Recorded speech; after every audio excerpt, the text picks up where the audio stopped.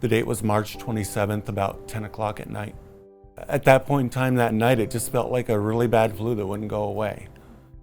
He called me telling me that he did not feel well, that it definitely wasn't the flu he was experiencing, that he couldn't breathe, shallow breathing, etc. And I said, you need to go to the hospital now. When I found out that I was COVID positive, it was shock at first.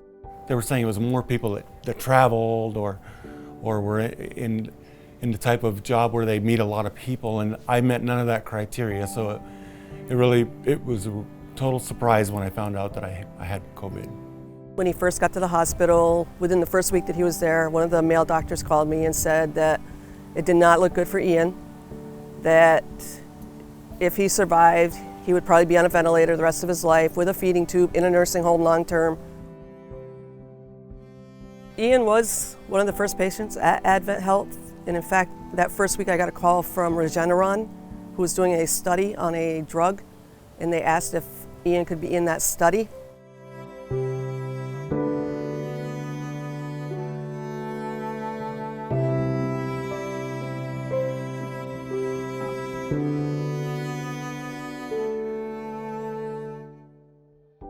They would call me and say, oh, he's doing well today, he looks much better today. And the next day it would be like, well, he had a little struggle overnight. May 9th was his major setback with the aspiration.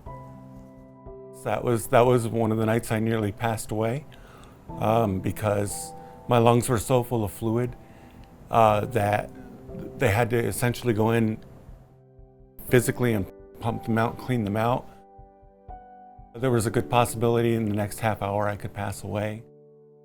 The next day, May 10th, Dr. Anderson called me to tell me that so far everything was going well, but they weren't sure if they were going to be able to get him through this, but they were going to do everything in their power to get him back. When I became aware enough, I remember the nurse, and he came back to my bedside and said basically that our little hero's awake.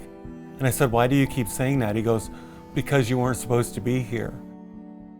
We gave you a 1 in 200 million chance of living.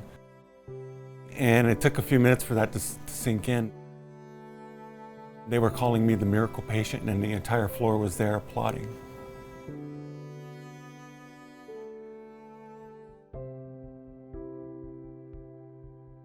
He called me a couple days before saying I might be going home.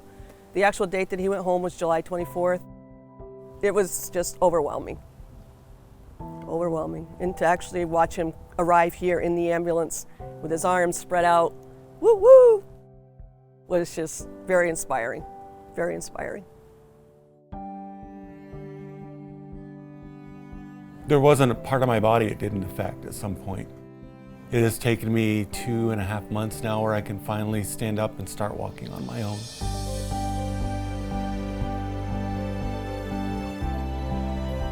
Understand that when we do get through this pandemic together, we're going to be stronger and better than we've ever been before. This is not a permanent thing, and you definitely can beat it. I'm living proof.